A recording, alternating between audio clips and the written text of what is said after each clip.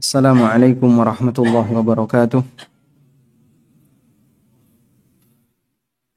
Alhamdulillahi rabbil alamin. Wassalatu wassalamu ala ashrafil mursalin nabiyina wa maulana Muhammadin wa ala alihi wa sahbihi ajma'in. Wa ashhadu an la ilaha illallah wahdahu la syarika lah wa ashhadu anna Muhammadan abduhu wa rasuluh sallallahu alaihi wa ala alihi wa sahbihi wa man tabi'ahum bi ihsanin ila yaumiddin. Alhamdulillah, kita bersyukur kepada Allah Subhanahu wa taala di malam hari ini kembali kita bisa melanjutkan sesi yang keberapa ini, Pak? Yang ke-8 ya. Berarti Anda sudah menerima 7 materi yang paling mendasar tentang masalah penanaman akidah, pentingnya ilmu, kemudian bagaimana kewajiban seorang muslim, dan berikutnya kita akan membahas tentang amalan sholat. Saya berharap Al-Fatihahnya semuanya lulus. Tidak ada ujian. Tadi praktek enggak? Praktek langsung, dibaca bareng-bareng bersama. Lulus bersama insya Allah. Lulus nggak lulus, insya Allah jenengan dipulangkan ya. Besok insya Allah. Baik. Bapak-bapak yang kami hormati, ada sebuah hadis, semoga bisa menjadi motivasi kita untuk belajar sholat lebih serius. Yaitu hadis dari sahabat Abdullah bin Qurt yang diriwayatkan oleh Al-Mundhiri, di mana Nabi sallallahu alaihi wasallam bersabda, "Awwalu ma yuhasabu bihil 'abdu yaumal qiyamati as-shalah." Pertama kali yang akan dihisab dari seorang hamba besok di hari kiamat adalah salat.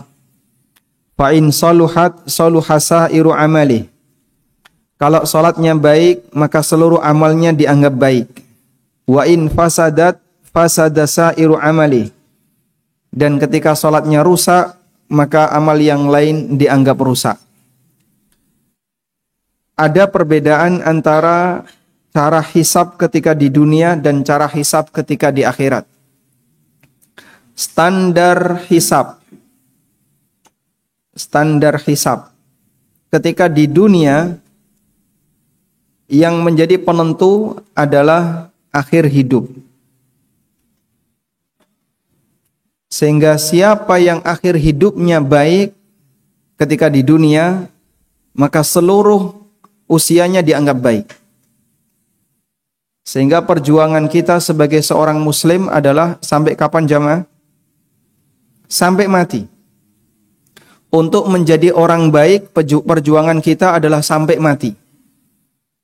Karena penentu dari baik buruknya kehidupan seorang hamba ketika di dunia adalah bagian ujungnya. Nabi sallallahu alaihi wasallam bersabda dalam hadis riwayat Bukhari, "Innamal a'malu bil khawatim." Sesungguhnya amal itu baik buruknya ditentukan oleh khatimahnya, oleh ujungnya. Kita semua pasti punya masa silam. Saya punya masa silam, bapak-bapak punya masa silam, teman-teman yang lain juga punya masa silam. Tapi kita tidak berbicara tentang masa silam. Kita berbicara tentang apa yang sekarang sedang kita alami dan bagaimana kita bisa berbuat baik ke depan. Sebab orang kalau hanya hanyut dalam masa silam, dia tenggelam dalam kesedihan masa silam, gak ada selesainya. Karena itu yang lebih penting adalah memikirkan bagaimana kita bisa berbuat yang terbaik di masa mendatang, di sisa usia kita. Dan itulah pesan yang disampaikan oleh Imam Hasan Al-Basri rahimahullah. Ketika beliau atau Imam Fudail bin Iyad, ketika beliau melihat ada orang yang sudah senior. Senior itu dalam kurung tua, gitu ya. Senior dalam kurung apa, Pak? Sudah tua. Fudail bin Iyad ketemu dengan orang yang usianya 65 tahunan. Kemudian ditanya, "Kam marra 'alaika minas sana?" Berapa usia Anda? Jawab orang itu, "Sittina sana," 60-an tahun. Kemudian Fudail mengatakan, anta tasiru ila rabbika sittina sanatan tushiku an tablugha. Anda melakukan perjalanan menuju Allah selama 60 tahun. Sebentar lagi Anda akan sampai. Karena semua manusia yang hidup, hakikatnya dia melakukan perjalanan menuju Tuhannya.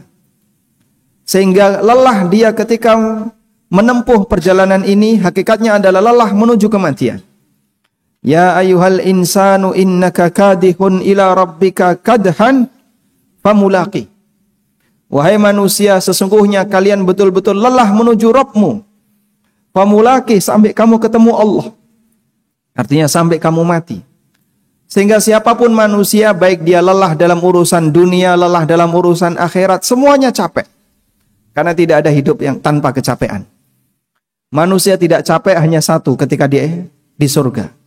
Sementara ketika di dunia, mereka pasti akan mengalami capek. Orang yang hidup tenggelam dengan kemaksiatan capek atau tidak, Pak? Bahkan bisa jadi modalnya lebih gede. Untuk bisa praktek dukun itu nggak gratis, Pak. Perlu ayam cemani. Golek ayam cemani mahal. Ayam cemani tahu, Pak? Semuanya serba hitam. Dari mulai ujung sampai ujung. Dia harus cari ini, cari ini, cari ini. Nggak ada yang gratis dalam kehidupan di dunia ini. Jadi orang soleh nggak ada yang gratis. Jadi orang jahat juga nggak ada yang gratis. Semuanya butuh modal. Maka Fudail bin Iyad mengingatkan orang ini, anta tasiru ila rabbika sittina sanatan tushiku an tablugha. Anda melakukan perjalanan selama sekian puluh tahun, sebentar lagi Anda akan sampai. Kemudian orang itu spontan mengucapkan inna lillahi wa inna ilaihi raji'un. Fudail bertanya, ta'rifu ma ma'na? Kamu tahu apa arti inna lillahi wa inna ilaihi raji'un? Jawab orang ini, enggak tahu. Apa maknanya? Lalu dijelaskan oleh Fudail. Inna lillah, kita ini milik Allah. Karena kita ini milik Allah, maka kita harus tunduk kepada pemiliknya. Sehingga kenapa kita perlu beribadah kepada Allah? Karena Allah yang memiliki kita. Dan itu secara logika diterima oleh siapapun. Wa inna ilaihi raji', dan kita nanti akan kembali kepada Allah. Berarti nanti kita akan menghadap Allah. Lalu Fudail mengatakan, falyu'id lil mas'alati jawaban. Maka siapkan jawaban untuk pertanyaan Allah. Ini PR besar bagi kita. Allah akan bertanya kepada kita tentang berbagai kenikmatan yang telah Allah berikan kepada kita, termasuk diantaranya adalah usia dan umur. Sebagaimana yang disabdakan Nabi SAW, la tazalu qadam 'abdin yaumal qiyamah hatta yus'al. Kaki seorang hamba kelak di hari kiamat gak bakalan geser sampai dia ditanya oleh Allah tentang 4 hal. Salah satunya adalah wa an umrihi fima afna. Dia akan ditanya tentang usianya. Untuk apa dia gunakan usianya? Bapak-bapak sudah 60-an, 50-an ke atas. Sepanjang itu nanti akan dipertanggungjawabkan di yaumil akhir. Anda dikasih usia sampai sekian puluh tahun, dipakai untuk apa? Allah Subhanahu wa ta'ala akan bertanya. Kemudian orang ini semakin ketakutan. Lalu dia mengatakan kepada Fudail bin Iyad, famal hilah, lalu gimana caranya agar aku bisa selamat? Kemudian Fudail menyampaikan sebuah pesan yang layak untuk kita catat baik-baik. Layak untuk ditulis dengan tinta emas. Sebuah kalimat yang sangat sederhana, tapi inilah kunci kebahagiaan di akhirat. Fudail bin Iyad mengatakan, tuhsin fima baqiya, yughfar laka ma madha, fa innaka in asa'ta fima baqiya, ukhitta bima baqiya wa bima madha. Sudah ditulis? Belum? Insyaallah. Gimana? Baik. Fudail bin Iyad kemudian menyampaikan sebuah pesan, tuhsin fima baqiya, berbuat baiklah di sisa usiamu. Berbuat baiklah di sisa usiamu. Yughfar laka ma madha, maka engkau akan diampuni untuk masa hidupmu di masa silam. Untuk perjalanan hidupmu di masa silam.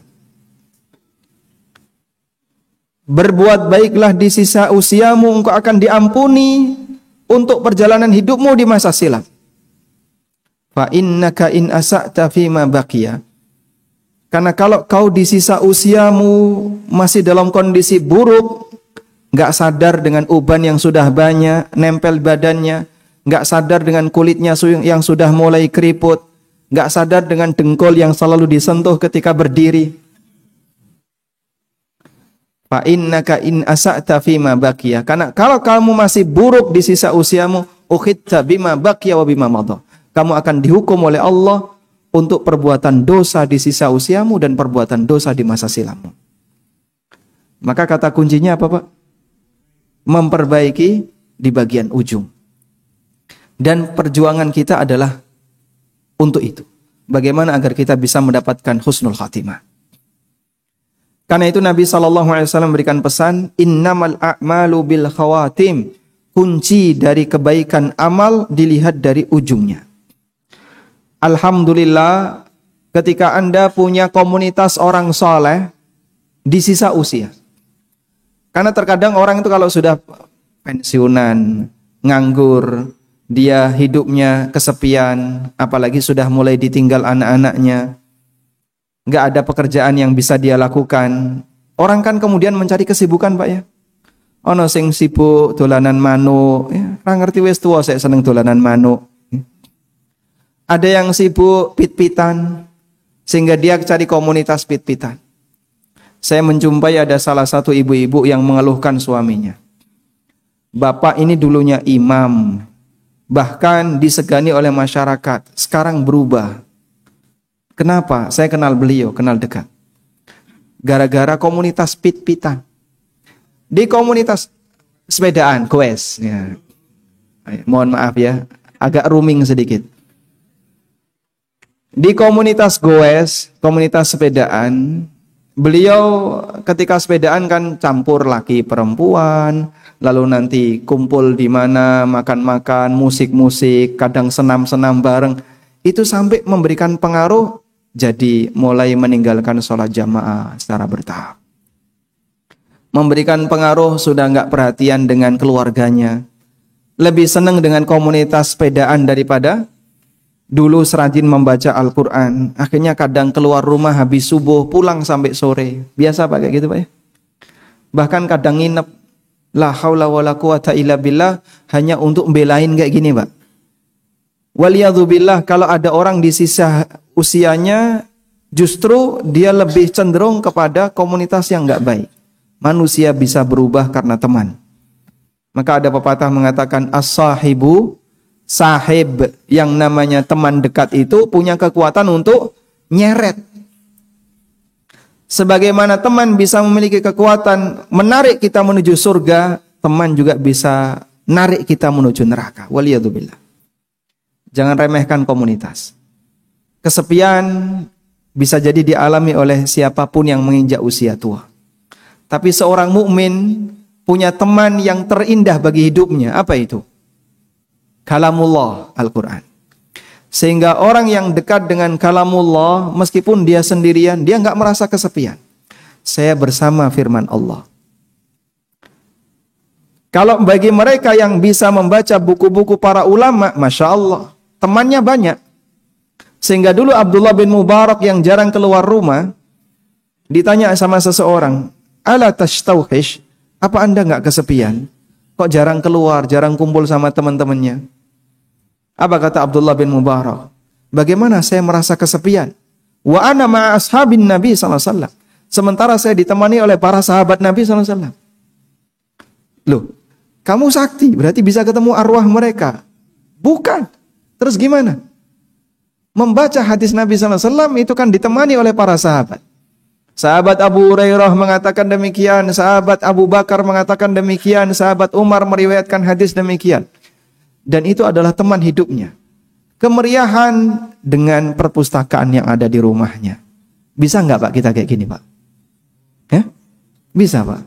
Masya Allah. Kalau bisa seperti itu Pak, kita punya harapan besar. Semoga kesibukan kita di akhir hayat, bukan dunia didekatkan di depan mata, tapi akhirat didekatkan di hati kita. Sehingga yang selalu kita pikirkan adalah perbaikan ibadah, perbaikan mendekat kepada Allah Ta'ala, perbaikan dalam bermuamalah dan seterusnya. Karena kita tahu ya, perjalanan kita yang panjang di masa silam, mungkin kita pernah kesandung syirik, mungkin kita pernah ketabrak perbuatan yang melanggar sunnah Nabi SAW. Mungkin kita pernah melakukan aneka maksiat yang orang lain tidak tahu. Semoga ini titik akhir kesempatan bagi kita untuk berubah. Maka jangan sia-siakan di sisa usia. Sisa usianya berapa tahun lagi, Bapak? Belum hitung. Masya Allah. Kita tidak tahu. Dan tidak ada yang tahu, cuma Nabi SAW menyampaikan, a'maru ummati ma baina sittin ila sab'in. Usia umatku antara 60-an sampai 70-an. Yang 80-an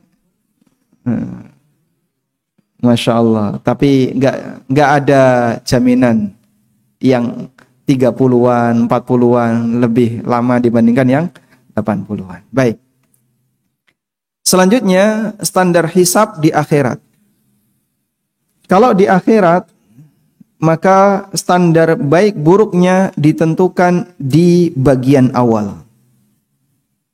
Di bagian awal. Loh kenapa Pak? Karena akhirat nggak ada ujung. Karena akhirat nggak ada ujung. Sehingga mau dicari ujungnya di mana akhirat? Tidak ada. Maka standar baik buruknya ada di awal.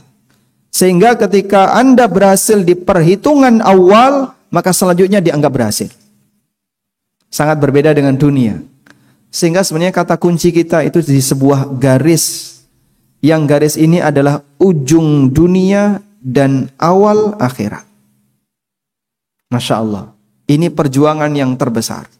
Maka setan kadang memberikan pengaruh besar di detik-detik kematian seorang hamba. Sehingga dia akan berjuang bagaimana bisa mengganggu sang hamba. Kalau bukan karena pertolongan Allah, mustahil orang bisa selamat di bagian itu. Makanya tawakal itu penting. Kita bertawakal kepada Allah untuk akhir usia kita. Artinya enggak pede ya. Aku iki wis ngaji suwe, jenggote wis dawa, ya. Koncone kiai kabeh wis khatam Quran bolak-balik, mosok kok arep sesat. Rumangsane sinten niki, Pak? Anda enggak bisa jamin keselamatan di akhir hayat.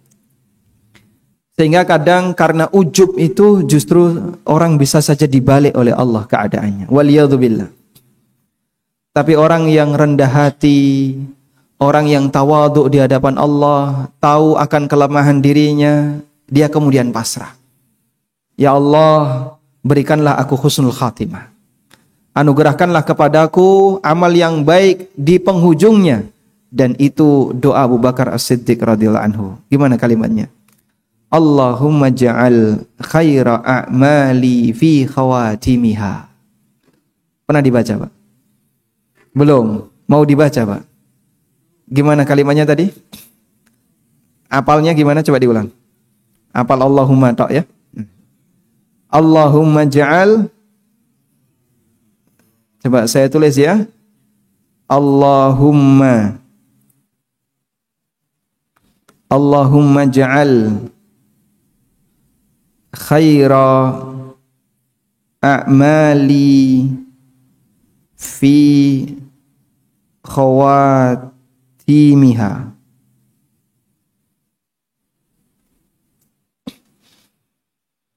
Ya Allah. Allahumma artinya ya Allah. Allahumma ja'al, ya Allah jadikanlah khaira a'mali, amal terbaikku, fi khawatimiha, berada di ujungnya, berada di khatimahnya. Allahumma ja'al khaira a'mali fi khawatimiha. Ya Allah jadikanlah amal terbaikku berada di ujungnya. Sehingga kita berharap semoga solat yang terbaik, solat kita di ujung. Ibadah kita yang terbaik, ibadah yang berada di ujung. Amalan apapun yang terbaik adalah amalan yang berada di ujung. Dengan harapan bisa menggapai husnul khatimah. Sudah? Ini sebagai bagian dari tawakal kita kepada Allah. Menyerahkan diri kita kepada Allah karena kita tidak tahu apakah nanti kita bisa menjadi orang yang mendapatkan kebaikan di ujung ataukah tidak. Tidak geden rumongso, tapi lebih tawadhu di hadapan Allah Subhanahu wa ta'ala. Baik, coba dibaca Pak.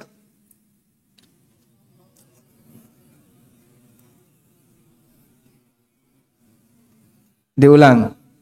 Allahumma ja'al khaira a'mali fi khawatimiha. Sampun hafal? Coba dibaca ulang, merem. Allahumma ja'al khaira a'mali fi khawatimiha. Alhamdulillah. Sampun hafal nggih? Baik, nanti bisa dipraktekkan dan ini doanya Abu Bakar As-Siddiq radhiyallahu anhu. Baik. Nah, sekarang apa dalil bahasanya penentu dan standar di akhirat adalah bagian awal? Dalilnya hadis ini.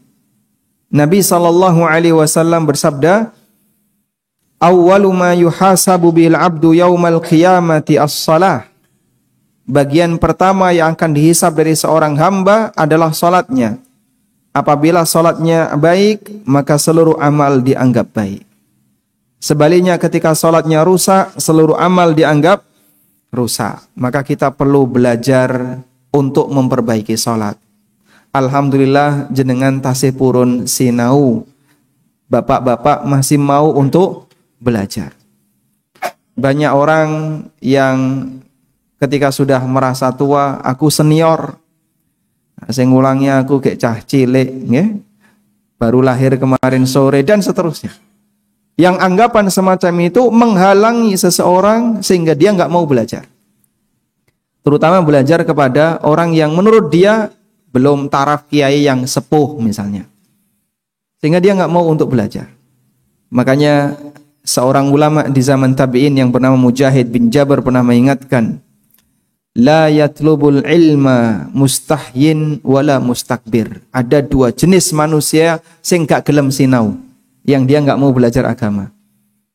Pertama, pemalu, isin wis tuwa. Yang kedua, wong sombong.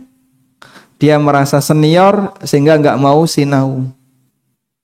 Bersyukur ketika Anda merasa masih butuh terhadap ilmu, berarti kita tawaduk di hadapannya.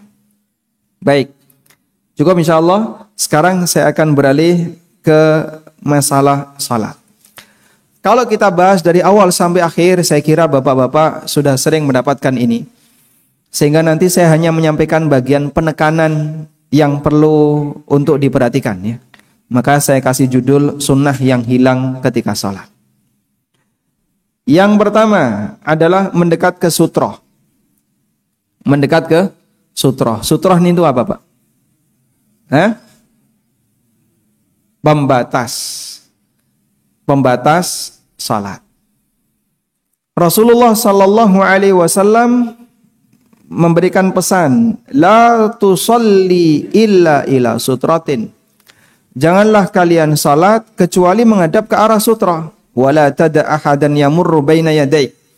Dan jangan biarkan siapapun lewat di depan kau salat. Sehingga tolong diperhatikan ya.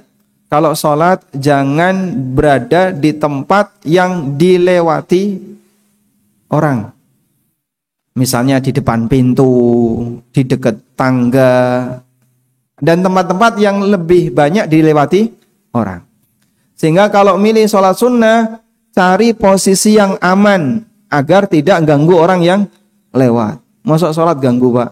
Nah masalahnya ketika jenengan sholat kan dilarang orang lewat. Kadang ada orang yang secara sengaja sholat, tapi dia nggak perhatian dengan tempat. Akhirnya temannya lewat, bludus lewat. Terus dibiarkan, nggak pernah dicegah.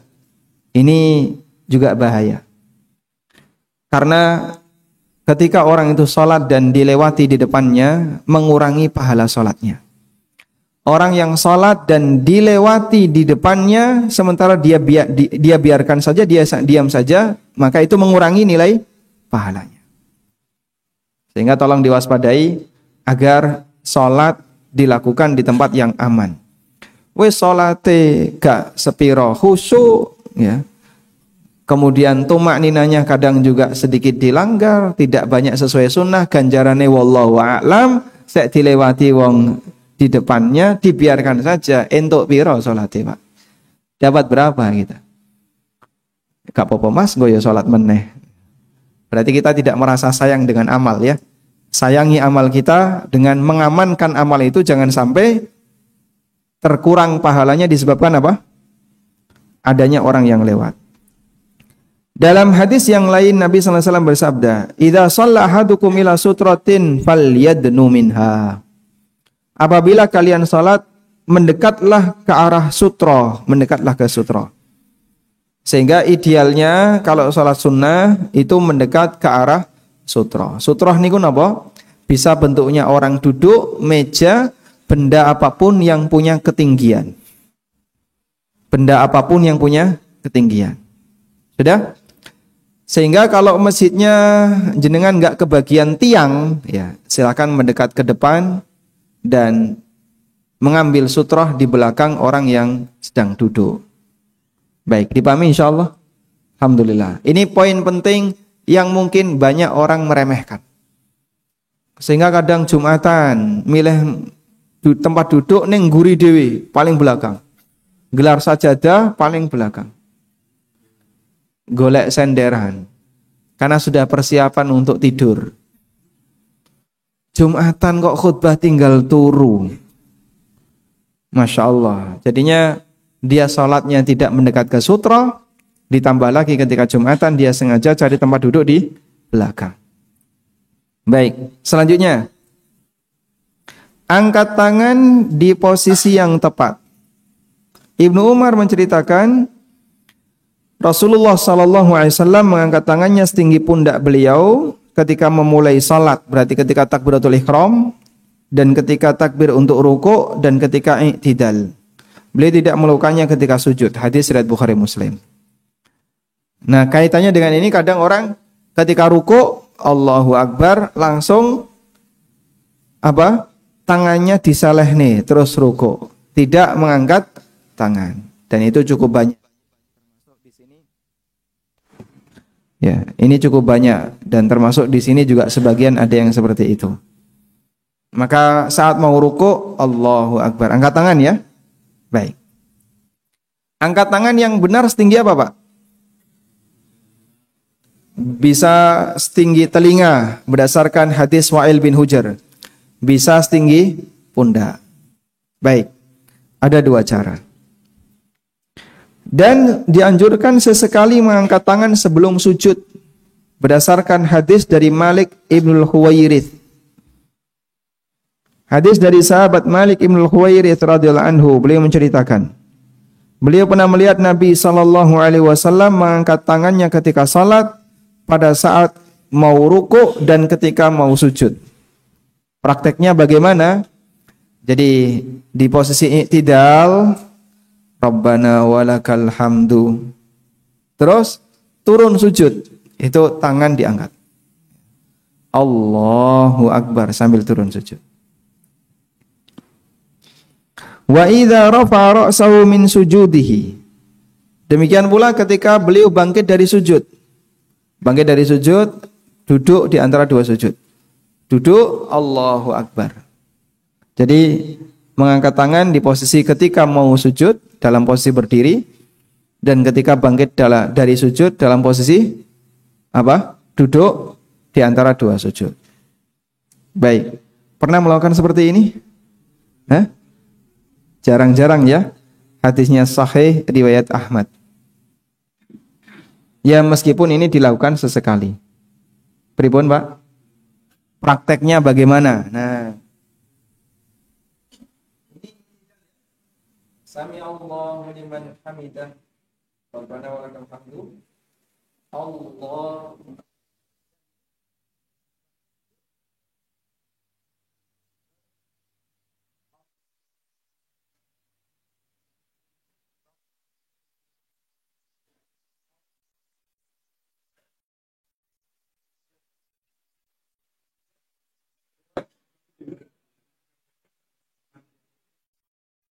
Nggih? Ya, kok angkat tangan ketika duduk? Dapatnya dari sanlat lansia. Engko nek ana kancane sing takon wah nganeh-nganeh iki sampean melu salat lansia. Nah, biar nanti tahu dalilnya ya. Dan ini dalilnya, hadisnya dari sahabat Malik Ibnul Khuwairits. Nah, saya cerita sedikit. Sahabat Malik Ibnul Khuwairits ini sahabat yang meriwayatkan hadis wasallu kama raaitumuni usalli. Salatlah kalian sebagaimana kalian melihatku salat. Dan itu hadis standar dalam masalah salat. Itu perawinya sahabat Malik Ibnul Khuwairits. Sudah? Juga berdasarkan hadis Anas, beliau menceritakan Nabi SAW mengangkat kedua tangannya fir ruku' was sujud, ketika rukuk dan sujud. Sunnah yang hilang karena kita tidak pernah mempraktekannya, masyarakat juga enggak mengenalnya. Kalau masyarakat tidak kenal, kabeh orang meninggalkan, akhirnya hilang. Nah, sesekali kita amalkan, menghidupkan kembali apa yang dulu pernah dipraktikkan Nabi SAW di tengah masyarakat. Engko nek dianggap aneh pripun, Pak? Nah, itulah resiko berdakwah. Ya. Islamnya kok beda? Boten. Rukun Islamnya tetap sama, rukun imannya sama. Cuman ini sunnah yang hilang. Dan di akhir zaman banyak sunnah Nabi SAW yang hilang. Ketika dipraktikkan, orang menuduh bid'ah. Padahal itu sunnah. Ketika dipraktikkan, masyarakat menuduhnya itu perbuatan bid'ah. Kita lanjutkan. Berikutnya, mencengkram lutut ketika rukuk. Anas bin Malik mengatakan, Nabi SAW pernah berpesan kepada Anas, apabila kamu rukuk, maka letakkan telapak tanganmu di lututmu. Wafruj baina asabi'ik. Dan longgarkan jari-jari tanganmu. Sehingga ketika rukuk, itu lututnya dicengkram. Udah? Sehingga posisi jari tidak dirapatkan begini ya, tapi dibuka. Udah? Warfa yadaika an jambaik. Dan renggangkan sedikit sikumu ke samping. Selanjutnya, kepala dan punggung lurus ketika rukuk. Kata Aisyah radhiyallahu anha, Nabi SAW ketika rukuk, beliau tidak menundukkan kepalanya dan tidak mengangkat kepalanya, namun lurus. Dan digambarkan lurusnya punggung Nabi SAW seolah-olah ketika dikasih air, gimana Pak? Enggak tumpah. Mau dicoba? Siapa mau coba? Monggo Pak, silahkan. Oh, Masya Allah ya. Sabuan sih. Baik. Ruku. Menghadap ke samping ya. Samping. Kita uji coba. Sekarang kita uji coba.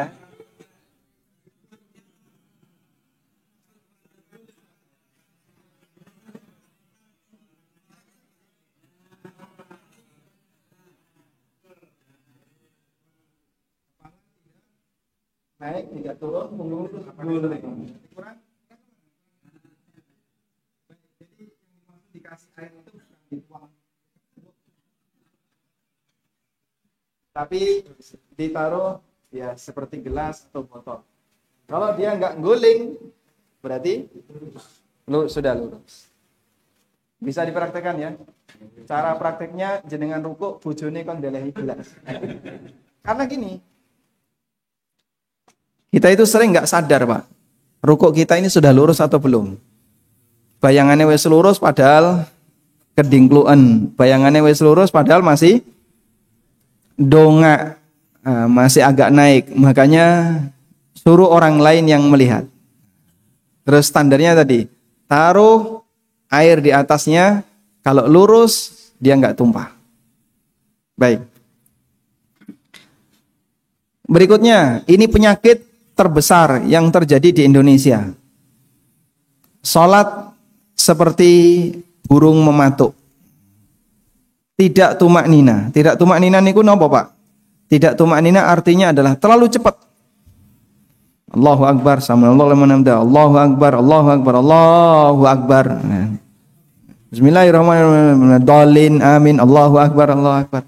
Sampai jadi prestasi ya, sholat tercepat tarawih 21 rakaat, 7 menit pletas, 7 menit selesai.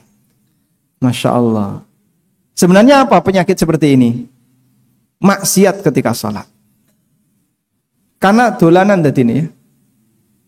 Dan Nabi SAW menyebut orang yang sholat dalam posisi seperti ini batal sholatnya.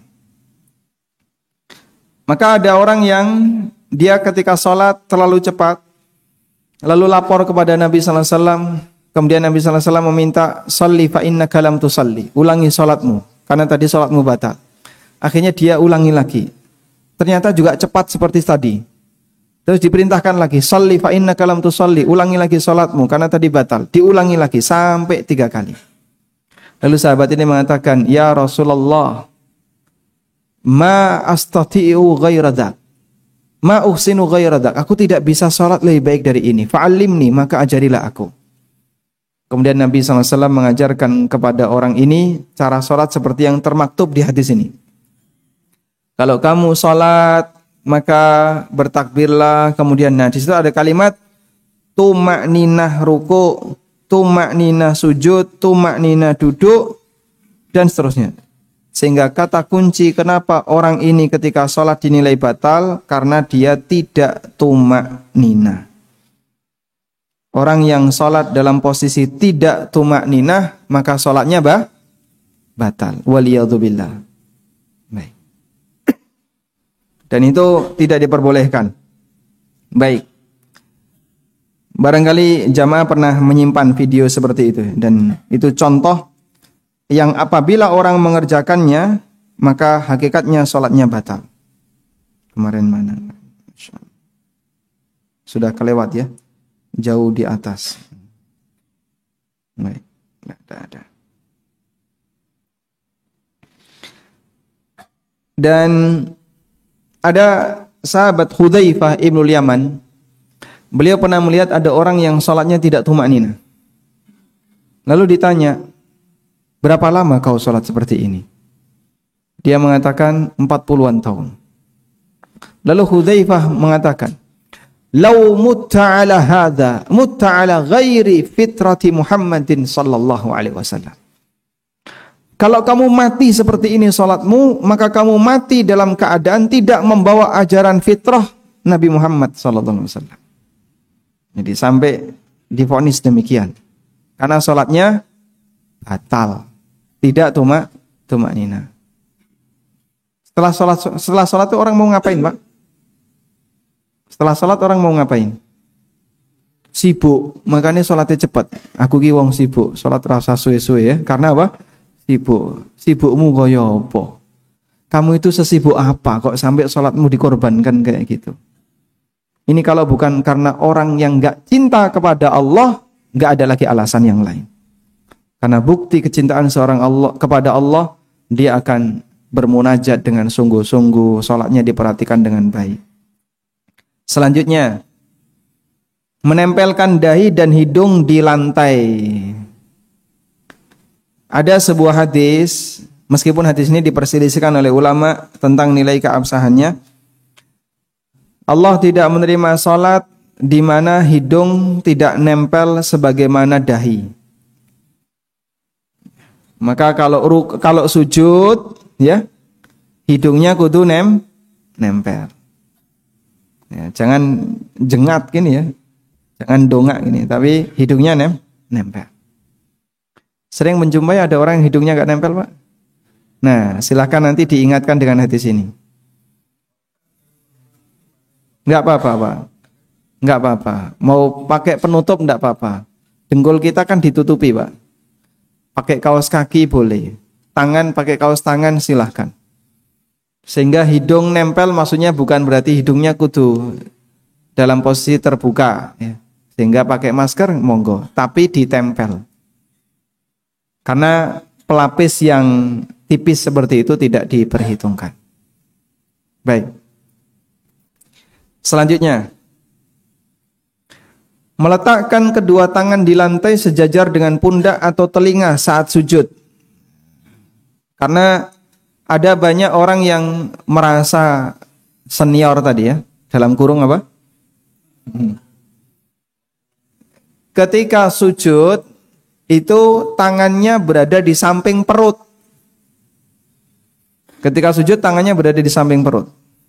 Saya beberapa kali melihat itu, makanya di sini saya tulis. Dari Abu Humaid, beliau bercerita, Nabi SAW ketika sujud, beliau menempelkan hidungnya dan dahinya. Wa nahha yadayhi an jambai, dan beliau bentangkan kedua tangannya ke samping. Wa wada'a kaffai hadwa mankibai, dan beliau letakkan telapak tangannya sejajar dengan pundak. Maka ketika salat ini membentang. Apa? Sikunya dibuat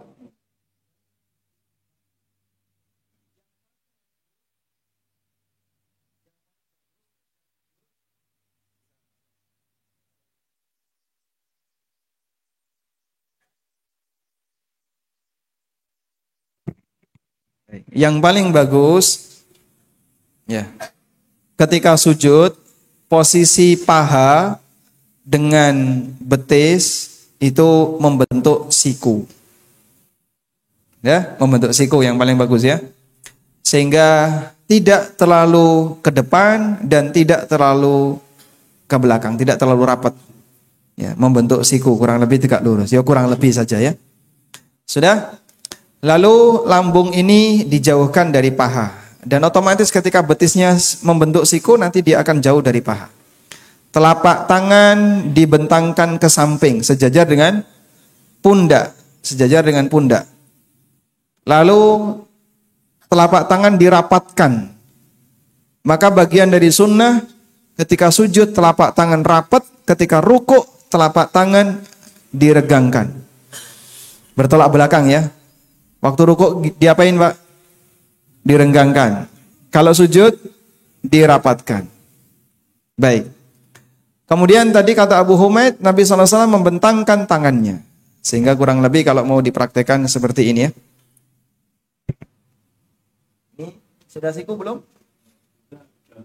Kaki dirapatkan ya. Kaki dirapatkan. Betis dirapatkan. Ketemu antara betis kanan dan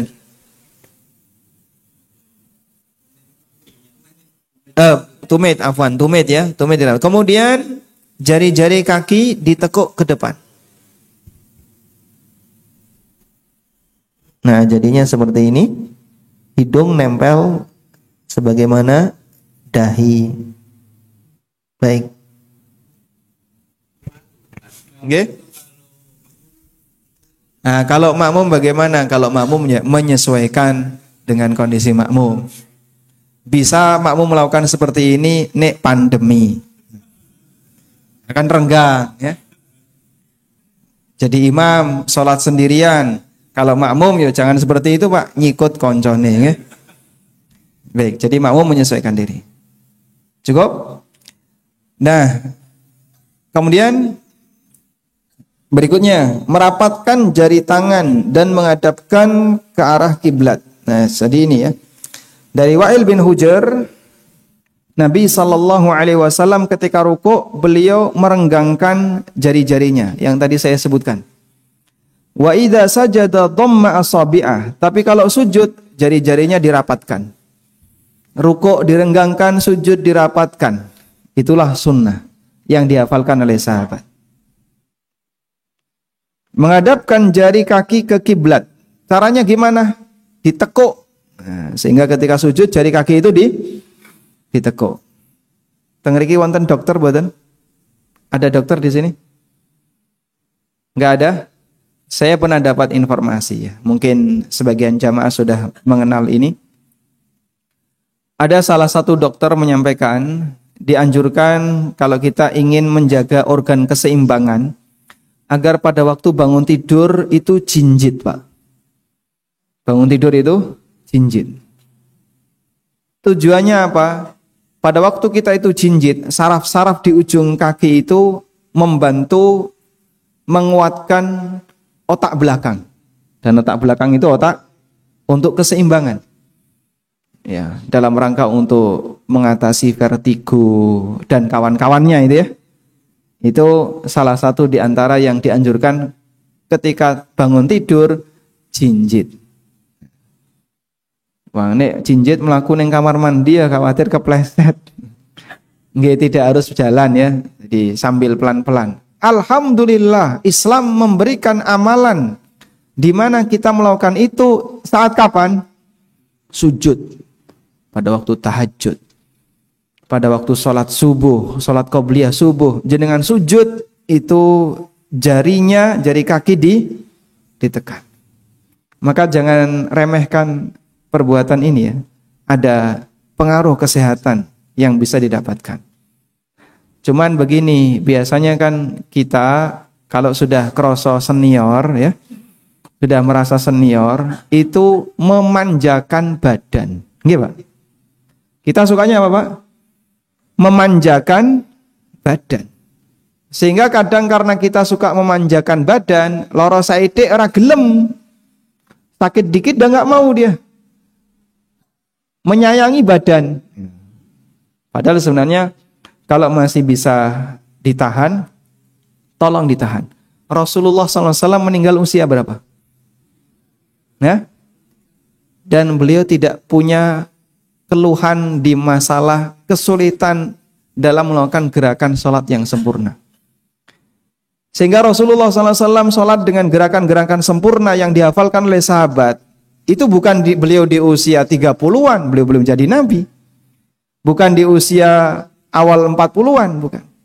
Tapi sampai akhir usia beliau. Karena tidak ada istilah memanjakan badan. Nah, kita perlu berlatih seperti itu agar tidak terlalu memanjakan badan. Siap. Engkau sholat loro kabeh, ndak ya. Pelan-pelan ya. Nanti sambil berlatih. Kata Ibnu Umar, Nabi SAW, kana yuhibbu ayyastaqbila kulla syai'in minhul qibla idza shalla. Nabi SAW suka menghadapkan anggota tubuhnya ke arah kiblat ketika sholat. Sehingga semuanya diupayakan menghadap kiblat. Allahu Akbar, telapak tangan menghadap ke arah mana? Kiblat. Jangan begini. Ya, sering orang ketika angkat tangan, ketika takbiratul ihram, karena kecilik kaya ngono, gerakannya otomatis jadinya ya. Saat angkat tangan gak sadar. Allahu Akbar. Jadi ini menghadap ke mana, Pak? Adep-adepan jadinya. Itu banyak yang ada di sini, Pak. Hah? Coba, tadi waktu sholat kan direkam ya. Kita buktikan. Jadi kenapa demikian? Karena dominan sholat yang kita kerjakan itu gawan bayi. Gawan bayi paham, Pak? Ini yang nggak bisa bahasa Jawa, kasihan ini. Jadi sejak kecil karena seperti itu, bawaan kecil ya. Akhirnya sampai gede seperti itu, perubahan seperti ini nggak diperhatikan.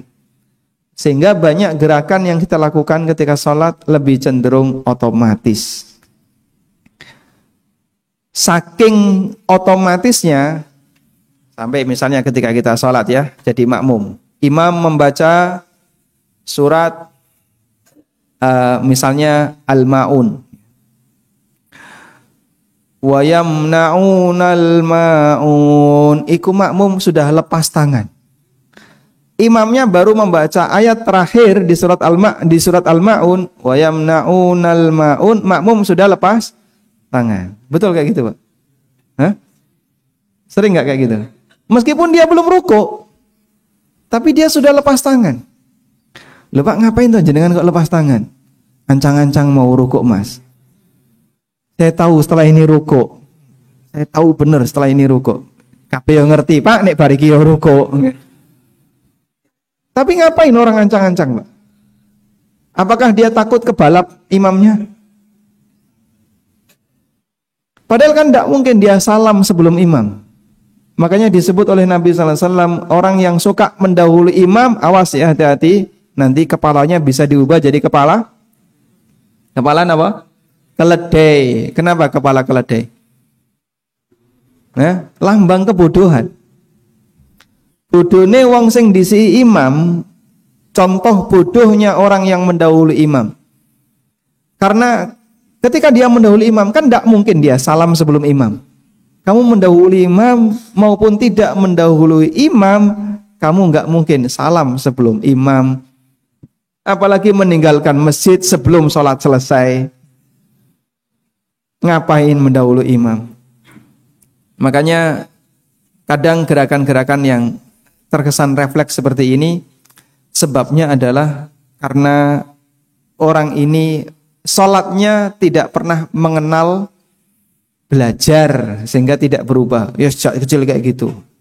Dan dia merasa pede dengan itu. Baik. Merapatkan tumit tadi sudah ya. Sebagaimana keterangan Aisyah, saya kehilangan nomor sedoso nomor 11. Sampun. Nanti begini ya, ini akan kita bagikan ke jamaah melalui grup WA. Sudah terdaftar belum? Hah? Belum? Berarti durung bayar.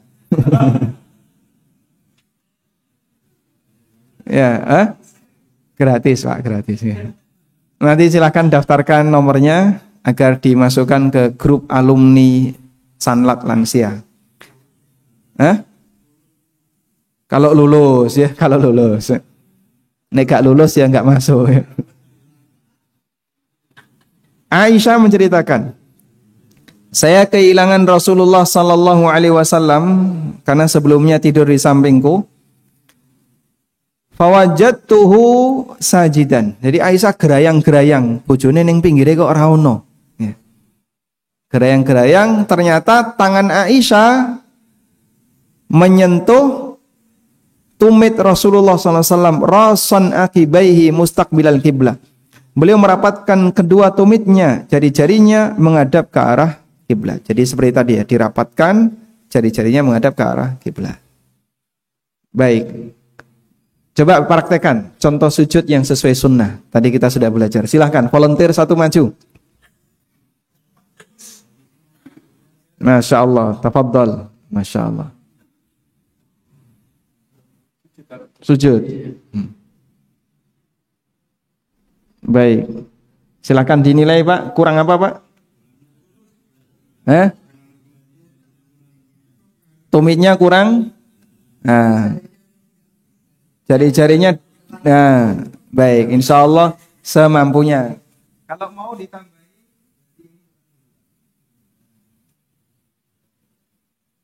baik. Bisa sejajar telinga, bisa juga sejajar pundak. Jadi sikunya direnggangkan maksimal. Baik. Selanjutnya, merenggangkan paha dan perut. Ya. Makanya tadi kuncinya adalah di betis dan paha. Buat apa? Siku. Kalau ini siku, betis, paha, siku, nanti otomatis paha dan perut mengikuti, menyesuaikan. Abu Humaid menceritakan, wa idza sajada farraja baina fakhidaihi ghaira hamilin batna.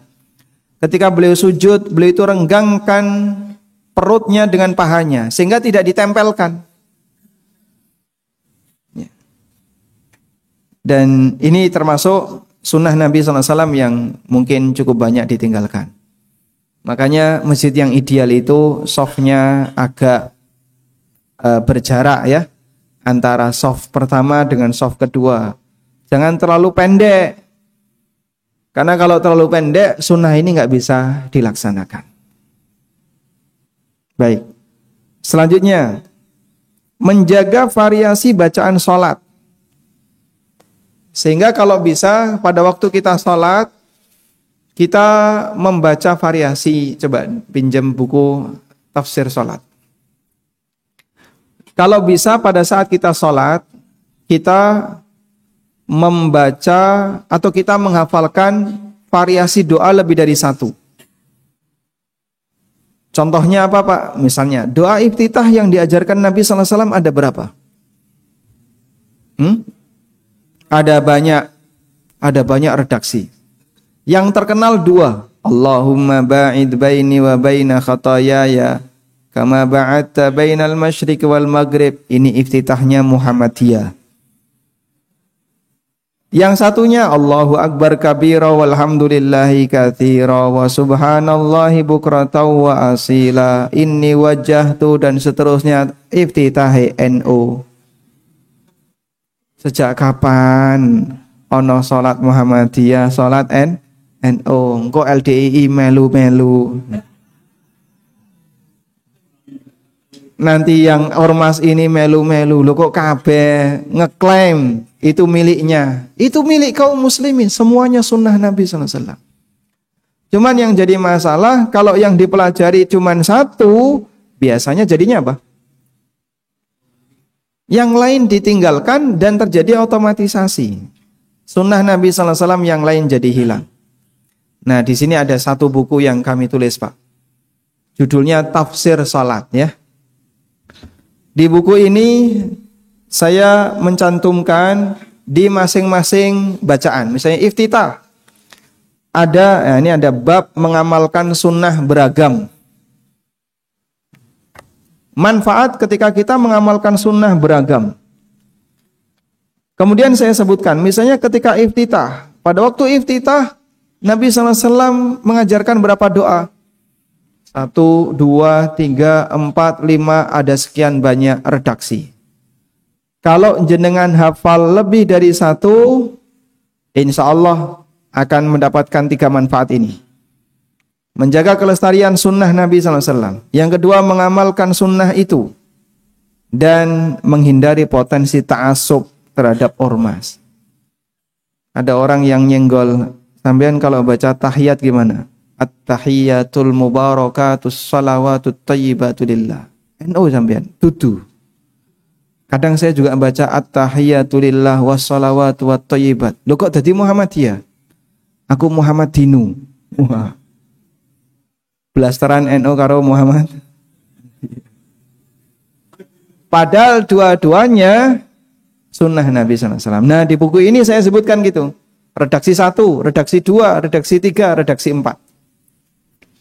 Agar orang bisa mengamalkan semuanya. Ini contohnya ya.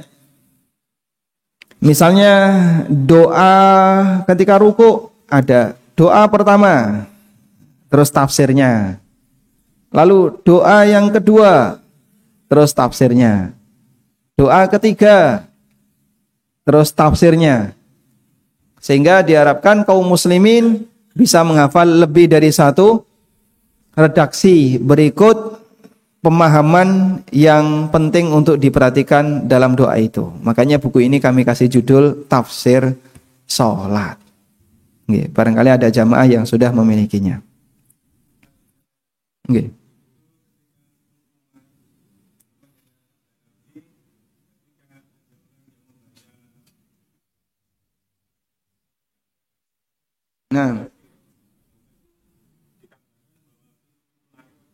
Nah, meninggalkannya. Baik, itu sahih hadisnya. Jadi tentang keutamaan membaca doa iftitah Allahu Akbar kabira walhamdulillahi katsira, lalu pintu-pintu langit terbuka, itu sahih hadisnya. Coba saya sebutkan di sini.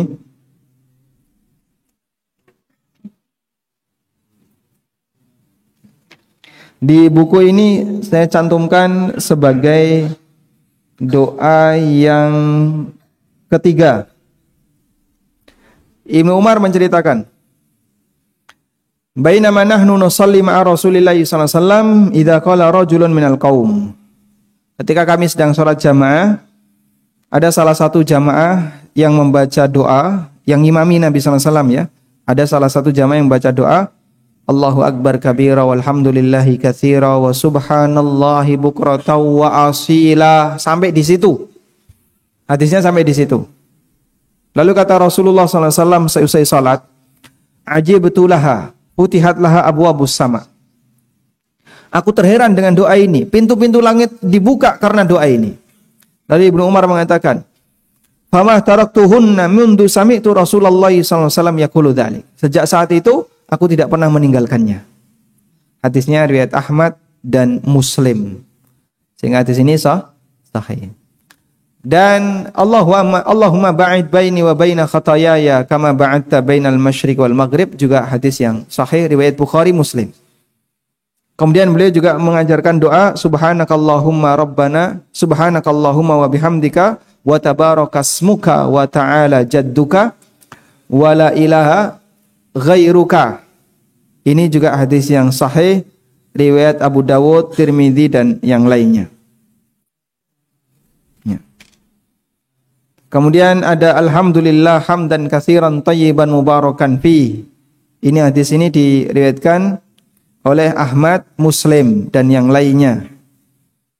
Ada juga Allahumma rabba Jibril wa Mikail wa Israfil alimal ghaibi wasyahadah fatiras samawati wal ard anta tahkumu baina ibadika fima kanu fihi yakhtalifun ihdini limakhtulifa fihi minal haqqi biidnik.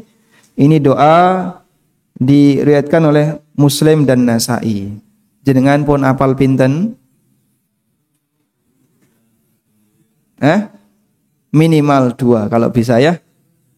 2 kalau bisa 3 yang sudah ada. Wa asila. Betul berarti. Alhamdulillah. Nanti bisa dipertahankan. Baik. Selanjutnya ada gerakan yang dilarang dalam salat. Kita sampai jam berapa ini? Sampai duhur. Ora turu. 7:30 ya? 7:30. Baik. Sekarang baru jam 7. Gerakan yang dilarang ketika salat. Gerakan yang dilarang ketika salat intinya ini. Ada 2 alasan kenapa gerakan itu dilarang untuk dilakukan. Meniru orang kafir, atau yang kedua meniru binatang. Karena kita dilarang meniru orang atau makhluk yang derajatnya lebih rendah. Dilarang meniru makhluk yang apa, Pak? Derajatnya lebih rendah. Baik, muslim dengan non-muslim derajatnya lebih rendah atau sama? Lebih tinggi. Muslim derajatnya lebih tinggi dibandingkan non-muslim.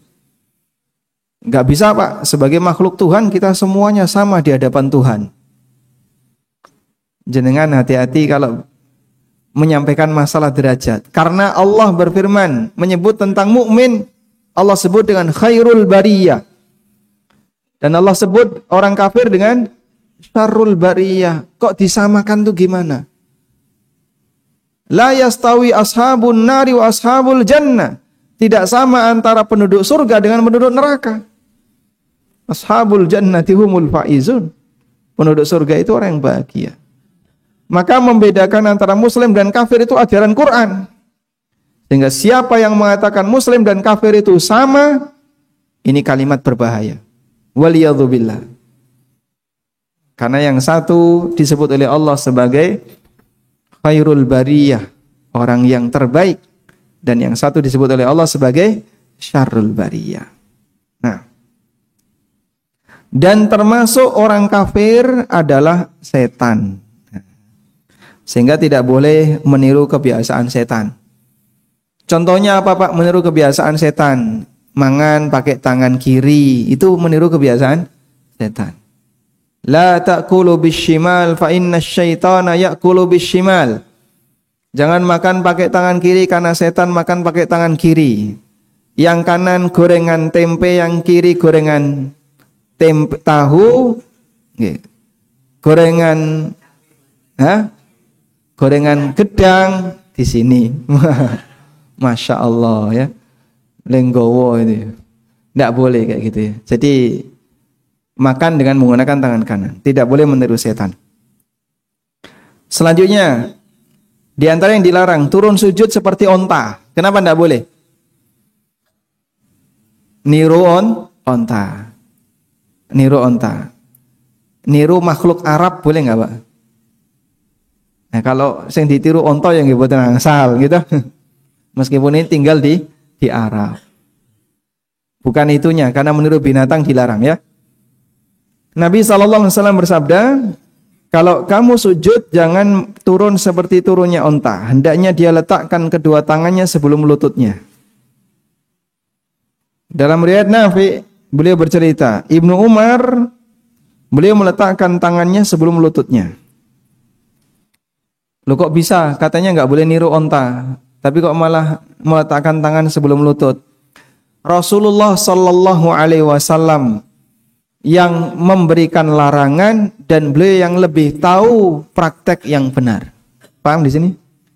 Sehingga saat beliau ngasih penjelasan jangan turun sujud seperti turunnya onta, beliau kasih penjelasan letakkan tanganmu sebelum lututmu. Berarti ketika turun sujud lutut dulu sebelum tangan, itu melanggar hadis ini. Paham? Meskipun ulama berbeda pendapat. Sehingga ada yang berpendapat yang benar itu lutut dulu sebelum tangan. Dan ada yang berpendapat yang benar tangan dulu sebelum lutut. Terus kita bagaimana Pak? Nah karena ini ada ikhtilaf, pertama kita perlu saling menghargai. Sehingga nggak perlu antem-anteman gara-gara beda pendapat. Sampai jotos-jotosan. Yang kedua, kita berusaha untuk memilih pendapat yang lebih mendekati kebenaran. Berdasarkan hadis ini, beliau Nabi SAW ngasih petunjuk, turunkan tanganmu, letakkan tanganmu sebelum lututmu. Sambun? Baik, selanjutnya. Jangan membentangkan tangan seperti anjing. Bentuknya gimana? Telapak siku ditaruh di lantai. Sehingga ketika sujud begini, siku ditaruh di lantai. Ini seperti anjing. Maka yang benar diangkat. Meskipun sempit ketika jadi makmum, tetap kudu diangkat. Jangan taruh siku di lantai. Baik. Monggo, mau difoto dulu ya. Kirim ke temannya nanti. Selanjutnya, duduk iqa seperti anjing. Abu Hurairah bercerita, Rasulullah sallallahu alaihi wasallam memerintahkanku untuk melakukan 3 hal dan melarangku melakukan 3 hal. Beliau melarangku untuk mematuk sebagaimana ayam mematuk. Maksudnya terlalu cepat ketika sujud. Sujudnya terlalu cepat. Wa iqa'in ka iqa'il kalbi. Duduk iqa' seperti iqa' anjing. Dan tolah-toleh seperti rubah. Ini bukan rumah ya, tapi rubah.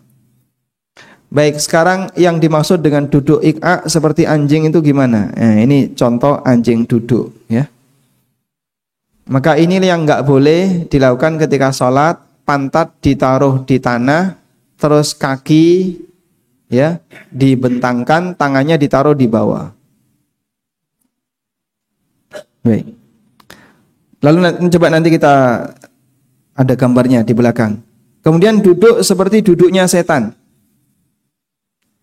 Duduk seperti duduknya setan. Rasulullah SAW melakukan iftirash dan beliau melarang duduk seperti duduknya setan.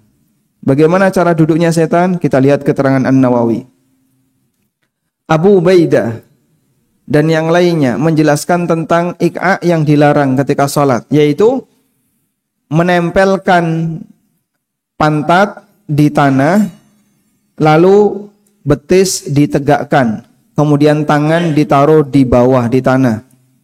Sebagaimana anjing ketika duduk dan binatang yang lain, binatang buas yang lain ketika duduk. Nah, jadinya kayak gini. Ini contoh iqa' yang dilarang. Baik, ini contoh duduk iqa' yang sesuai sunnah. Jadi ada duduk namanya duduk. Coba ditirukan ya kalimat ini. Iqa'.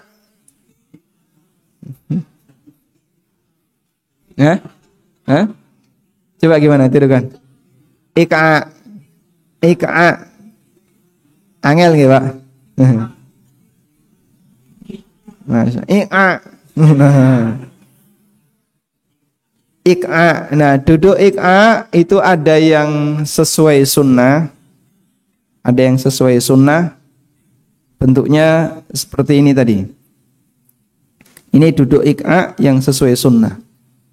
Dan ada duduk iqa yang dilarang, yaitu seperti duduknya anjing dan duduknya setan menurut keterangan An-Nawawi, yaitu seperti ini. Nah, ini tidak boleh ya. Dah, insya Allah kita nggak pernah melakukannya ya. Baik. Lalu duduk nyender seperti orang yang dimurkai. Nyender gimana ini ya? Hati-hati yang nyender ya. Langsung tangi kafe. Nanti dulu ya, nanti dulu. Dari Syarid bin Suwaid, Rasulullah sallallahu alaihi wasallam melihatku duduk seperti ini, yaitu aku letakkan tangan kiriku di belakang. Lalu aku bersandar dengan tangan kiri itu. Kemudian Nabi SAW bersabda, "Ataqudu qic'adal maqdubi alaihim?" Apakah kamu duduk seperti duduknya orang yang dimurkai? Seperti ini ya. Ini contoh duduk yang tidak boleh. Hah? Nah, itu contohnya. Baik. Hah? Kalau tangan dua boleh. Kalau satu kiri saja, seperti ini tidak boleh. Kalau kanan saja nggak apa-apa. Yang dilarang hanya satu tangan kiri saja.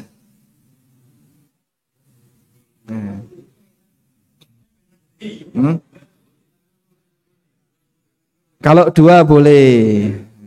Dua tidak apa-apa. Itu pas Jumatan saja tidak boleh. Nanti tidak tidur. Yang disebut dengan duduk ihtiba. Duduk ihtiba itu memeluk lutut. Itu tidak boleh dilakukan ketika Jumatan. Tapi kalau ini kita bicara ketika sholat ya, tidak boleh duduk seperti ini. Termasuk juga duduk ketika di luar sholat. Maka nyender ke belakang hanya dengan tangan kiri saja. Seperti ini hukumnya tidak boleh. Terus jungkat-jungkit seperti ayam mematuk yang tadi ya, cepat ya. Ini tidak boleh. Kopat kapit seperti keledai. Kopat kapit tangan ketika salam. Coba kita baca dulu ya. Dari Jabir bin Samurah radhiyallahu anhu, ketika kami salat bersama Rasulullah sallallahu alaihi wasallam, kami mengucapkan Assalamualaikum warahmatullah, Assalamualaikum warahmatullah, sambil berisyarat dengan kedua tangan. Ini tangan bukan kanan ya. Dengan kedua tangan ke samping masing-masing. Kemudian Rasulullah sallallahu alaihi wasallam mengingatkan, alama tumiun bi aidikum ka'annaha adnabu khailin syumsin. Mengapa kalian mengangkat tangan kalian seperti keledai yang suka lari? Jadi keledai itu kan kopat kapit apa? Ekornya.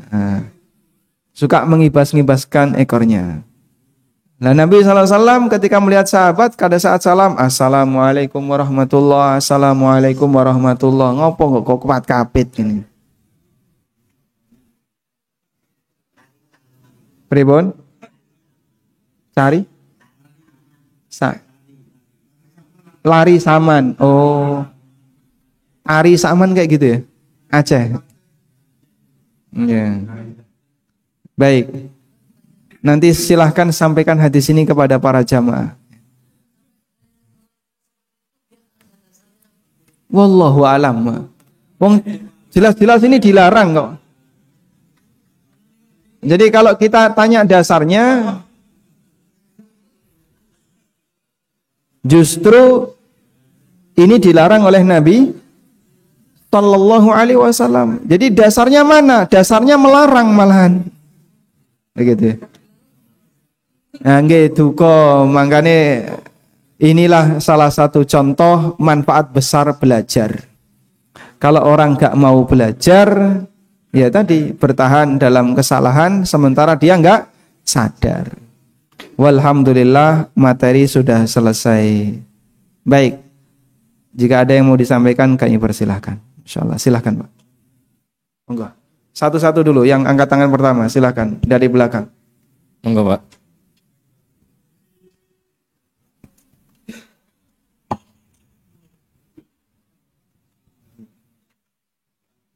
Ustaz, posisi jari pada saat duduk sholat itu bagaimana? Rapat atau renggang? Di lutut. Saat sholat, posisi jari. Saat duduk. Ya, duduk di antara sholat itu. Baik, posisi jari ketika jari itu berada ketika tangan di atas paha ya, saat duduk. Rapat atau renggang, karena tidak ada keterangan, maka bebas. Cuman jika kita sinkronkan dengan hadis dari Ibnu Umar tadi ya, kana Nabi sallallahu alaihi wasallam yuhibbu ayyastaqbila kulla syai'in minhul qiblah idza shalla. Nabi sallallahu alaihi wasallam itu suka menghadapkan jari-jarinya atau semua badannya ke arah kiblat. Sehingga agar jari-jari itu menghadap kiblat saat duduk, maka Anda bisa angkat di atas paha, rapatkan sehingga menghadap ke arah kiblat. Wallahu a'lam.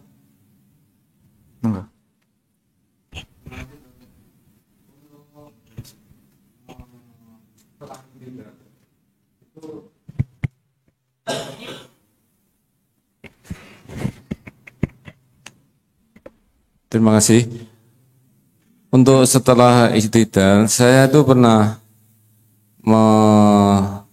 mendengarkan ceritanya bahwa setelah i'tidal itu kedua tangan bisa lurus ke bawah, tapi ada juga yang kembali bersedekap. Nah, ini yang paling afdol itu yang mana? Saya mohon penjelasan lah, biar kalau saya misalnya menerangkan sama teman-teman itu jelas gitu. Terima kasih. Baik. Ketika i'tidal, mana yang lebih sesuai sunnah, sedekap ataukah tangan dilepas? Ada dua pendapat ulama dalam masalah ini. Pendapat pertama mengatakan yang lebih dianjurkan sedekap. Dan ini pendapat Imam Ahmad dalam salah satu riwayat. Pendapat kedua mengatakan yang lebih sesuai sunnah adalah dilepas. Dan ini juga pendapat Imam Ahmad dalam riwayat yang lain. Dan ada yang mengatakan boleh milih, sedekah boleh, lepas juga boleh. Karena memang hadisnya itu multi tafsir, sehingga dalilnya sama, namun yang satu menafsirkan sedekah, yang satu menafsirkan lepas. Karena hadisnya berbunyi, Nabi SAW beriktidal hatta yarji'a kullu mafsalin ila maudhi'ihi. Sampai ruas-ruas tulang beliau kembali seperti tempat semula. Sampai ruas tulang beliau kembali ke tempat semula. Ruas tulang kembali ke tempat semula, ada yang memahami termasuk tulang tangan. Sehingga tangannya disedekapkan sebagaimana posisi berdiri. Karena berdiri sedekap ya. Terus ruku, lalu i'tidal sampai ruas tulangnya kembali ke posisi semula. Berarti tangannya juga seperti ini. Dan ada yang mengatakan yang dimaksud sampai ruas tulang beliau kembali ke posisi semula, maksudnya adalah punggungnya tegak kembali. Sehingga beliau ketika i'tidal itu sampai tegak sempurna dan tidak langsung turun sujud. Karena sahabat cerita ini tujuannya adalah mengingkari praktek salah yang dilakukan oleh sebagian orang. Dari posisi ruku, sami Allahu liman hamidah, turun ngadeg jejeg, wis medun. Belum tegak sempurna sudah turun. Sehingga sahabat cerita sampai ruas tulang-tulang beliau kembali sempurna. Artinya berdiri sempurna. Baru setelah itu Allahu Akbar turun sujud. Maka tolong dibiasakan memperlama di dua posisi yang sering jadi korban. Satu, ketika i'tidal. Dua, duduk di antara dua sujud. Ini paling sering orang itu tidak lama, cepat. Maka kalau bapak-bapak bisa sholat i'tidalnya lama, duduk di antara dua sujud lama, insya Allah sholatnya sesuai sunnah. Karena yang paling sering jadi korban itu dua ini. Sujud lama insya Allah banyak orang ya. Rukuk lama insya Allah banyak. I'tidal itu rata-rata sebentar. Maka salah satu cara saya niteni sholat ini sudah sesuai sunnah atau belum, itu saya lihat i'tidal sama duduk di antara dua sujud. Kalau dia sudah bagus, yang lain insya Allah sudah bagus. Karena ini yang paling sering dilupakan. Wallahu a'lam. Nah, selanjutnya. Terima kasih Pak Ustadz. Assalamualaikum Pak Ustadz. Waalaikumsalam. Itu yang pertanyaannya seumpamanya habis sujud kemudian mau berdiri, itu ada beberapa teman yang seolah-olah mengharamkan tangannya tangannya harus dikepal, harus mengepal. Baik. Iya. Itu, dan kedua tadi yang disampaikan Pak Ustadz, setelah itidal itu kalau kita lihat di kalau dilihat TV sholat di Mekah itu itidalnya memang lama ya Pak Ustadz ya. Nah itu apakah itu karena tadi penjelasannya seperti itu ya Pak Ustadz ya. Yang terakhir mungkin apabila saya menginginkan membeli buku yang Pak Ustadz itu sekarang ada Pak Ustadz di siap. Ya. Oh ya, terima kasih Pak Ustadz. Masya Allah. Baik. Kalau kita bangkit ke rakaat berikutnya ya, baik ke rakaat kedua, ketiga atau keempat, itu yang lebih tepat tangan dibuka atau tangan dikepal. Dua-duanya boleh. Dua-duanya boleh. Kok bisa Pak? Sing bener toh Pak? Kok mencela-mencela dua-duanya boleh? Karena hadisnya begini. Kana Nabiyyu sallallahu alaihi wasallam ya'jinu fi salatihi. Nabi sallallahu alaihi wasallam itu melakukan gerakan ajen ketika salat. Ya. Coba diucapkan Pak. Ajen. Ajen. Ain jim nun. Ajnun. Nah. Angel ya, ajen. Kayak wong wahing tadi. Apa itu gerakan ajen? Gerakan ajen itu sama seperti gerakan orang membuat adonan. Jadi tepung kasih air, itu kan kudu ditekan. Nah, nekan itu bisa begini, bisa begini. Maka ceritanya kenapa pakai mengepal? Karena itu gerakan ajen. Sehingga bisa mengepal, bisa dibuka. Dan saya tidak tahu kalau melarang dibuka itu tidak tahu. Adanya gini. Honda. Kalau yang seperti binatang cara duduk tadi yang sudah kita ceritakan. Kalau bangkit ke rakaat berikutnya bisa dengan mengepal, bisa dengan dibuka. Dua-duanya boleh dilakukan. Alhamdulillah. Tenaganya lebih kuat begini ya. Saya itu. Oh gitu ya. Ya boleh pilih begini, boleh pilih begini. Silakan Anda pilih yang lebih nyaman. Ya terakhir mungkin dari duduk sujud tadi duduk terus silakan siaga mikrofon yang tadi angkat tangan Bayan. Ya, naik ke atas itu saya melihat ada yang tangannya tapi dengkulnya ini diangkat lebih dulu. Tangannya carry, jadi dengkulnya naik dulu, terus tangannya. Terus itu yang benar yang mana? Terus yang kedua, duduk A tadi, itu dilaksanakan kapan itu Ustaz? Apakah sampai tahiyat akhir atau bagaimana? Mohon pencerahannya. Terima kasih. Baik. Nah, Nabi sallallahu alaihi wasallam melakukan ajen itu di sini ya. Mana? Sebentar.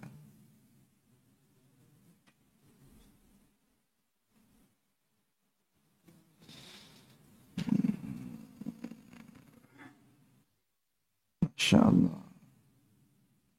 Kana Nabi sallallahu alaihi wasallam ya'jinu fi salatihi.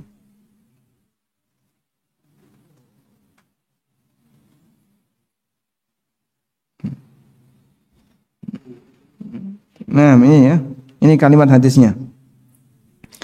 Kana idza qama ilas minas salati wada'a yadayhi bil ardi. Nabi SAW ketika salat beliau letakkan tangannya di tanah. Wa huwa ya'jinu fis shalah ya'tamidu ala yadayhi. Nabi SAW melakukan ajen ketika salat dengan bersandar kepada kedua tangannya.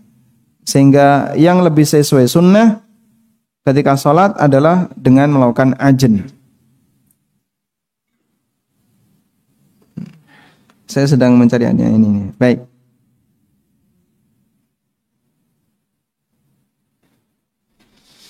Nah ini. Dari Al-Azraq bin Qais. Beliau mengatakan, aku melihat Abdullah bin Umar ya'jinu fis shalah ya'tamidu ala yadayhi idza qama. Aku melihat Ibnu Umar, beliau melakukan ajen ketika salat, bersandar dengan kedua tangannya ketika bangkit berdiri. Fakultu ma hadza ya Aba Abdurrahman, maka aku tanya, wahai Ibnu Umar, apa ini? Qala, kata Ibnu Umar, ra'aitu Rasulullah sallallahu alaihi wasallam ya'jinu fis shalah, ay ya'tamidu. Aku melihat Nabi sallallahu alaihi wasallam melakukan ajen ketika salat. Artinya adalah bersandar dengan tangan. Baik. Sehingga ketika berdiri maka dianjurkan tangan belakangan untuk dijadikan sebagai sandaran dan bukan lutut. Ya, tapi lutut dulu yang naik, tangannya dijadikan sebagai tumpuan ketika berdiri. Ya. Boleh melewati duduk dulu. Duduk dulu kan ketika bangkit, tangan dulu dijadikan tumpuan terus berdiri. Okay. Boleh tidak melewati duduk, boleh melewati duduk. Duduk ini duduk istirahat yang sifatnya anjuran. Selanjutnya, yang terakhir katanya. Iq'a, gimana Pak? Iq'a, duduk iq'a yang sesuai sunnah. Duduk iq'a yang sesuai sunnah yang ini tadi ya. Dilaksanakan ketika duduk di antara dua sujud. Hanya duduk di antara dua sujud. Sedangkan duduk tasyahud awal maupun tasyahud akhir tidak melakukan seperti ini. Hanya duduk di antara dua sujud. Nah. Monggo.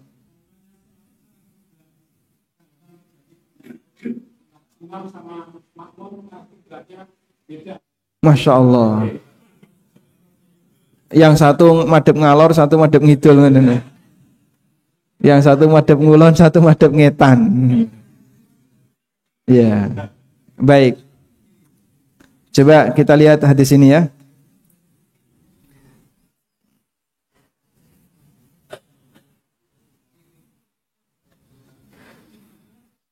Nah, ada sebuah hadis yang bunyinya kayak gini.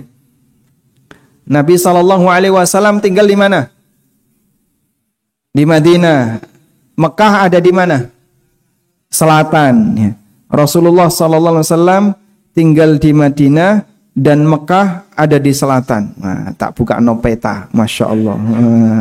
Ini Yogyakarta, ngulon, sak ngulon-ngulon nih. Sampai mana ini? Oh, baru Sumatera. Nah, di sini ya, Masya Allah. Ini posisi Madinah, posisi Mekah di selatannya ini, Pak. Udah kelihatan ini? Madinah dan Mekah. Kelihatan ya? Nah. Mekah bawah.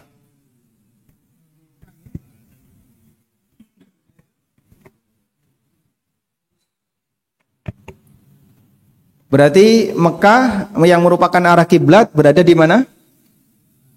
Selatan Madinah. Maka Nabi SAW kalau sholat menghadap kemana?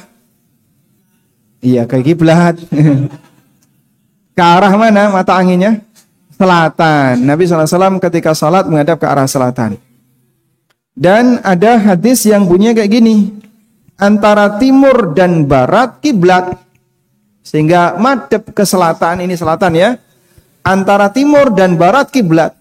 Sehingga rentang ini kiblat. Maka dalam menghadap kiblat, nyerong dikit ke kanan ke kiri. Selama masih disebut ke arah barat, menghadap kiblat. Jadi perserongan apa nih? Ketika orang sholat kemudian tidak tepat lurus ke arah kiblat, itu tidak sampai menyebabkan sholatnya batal. Dan itulah kelonggaran yang diberikan dalam syariat Islam, sehingga kalau ada orang yang mau serong 21 derajat, mau lurus atau serong dikit, tidak masalah. salatnya sah. Lah nggih, tapi kalau beda kiblatnya ekstrim, makmum madhep ngulon, imamnya madhep ngalor, ya ndak boleh.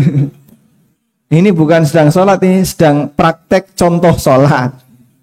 Kayak tadi ya. Tapi kalau sama-sama madhep ngulon, cuman imamnya agak serong dikit, insya Allah ndak apa-apa. Yang penting sama-sama menghadap kemana? Ke barat. Kalau imamnya menghadap ke utara, imam gak kiblat seperti ini jangan dijadikan imam. Wes ra kiblat. Nggih. Buku insya Allah aman ada di luar ya. Jadi di depan ini Bapak sudah ada meja booth ya, ANB Store menyediakan buku-buku yang diterbitkan oleh yang kami tulis, yang saya tulis dan diterbitkan oleh Pustaka Muamalah.